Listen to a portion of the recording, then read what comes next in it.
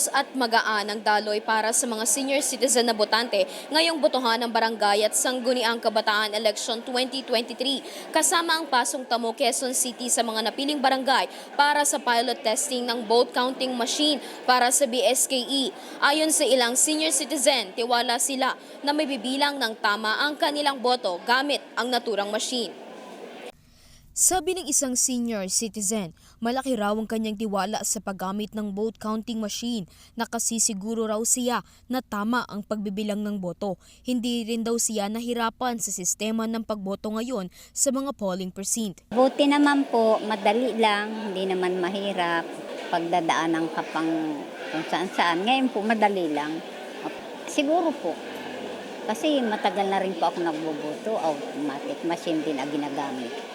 Gayon din si Tatay Emiliano Peralta na kasi siguro raw siya na malalagay sa tamang tao ang kanyang boto dahil sa pagkakaroon ng automated counting machine. Kasi siguro ko, dahil mayroon tayong automatic na machine. No? Samantala bukod sa Pasong Tamo Elementary School sa Quezon City, inilunsad din ng pilot testing sa Judge Feliciano Belmonte Senior High School at CBE Town Covered Court. Saad ni COMELEC Chairperson George Erwin Garcia sa Viber message, may na-report na konting aberya katulad ng paper jam sa mga BCM at may pangyayari rin na kailangang palitan ang machine na mabilis naman daw na natugunan ng COMELEC. Bukod sa paggamit ng BCM ngayong botohan sa BSKE, isinagawa rin ang pilot testing ng mall voting sa ilang piling lugar. Dagdag ni Chairperson Garcia, naging organisado ang pilot testing ng mall voting sa Manila. Nagbukas ang mall voting para sa mga senior citizen, person with disabilities at mga buntis, ikapito pa lang ng umaga. Conveniente talaga. Alam niyo, kumpara natin talaga yung pagboto ng mga kababayan natin sa malls at pagboto ng mga kababayan natin sa labas ng malls. Naku, di hamak naman po, napakasarap ng buhay dito sa pagboto sa mall dito sa Robinsons at saka sa Nagpapasalamat si Garcia sa mga malls na libreng ipinagamit sa COMELEC ang commercial building upang maibsan ang paghihirap ng mga senior citizen, PWD at mga buntis sa pagboto.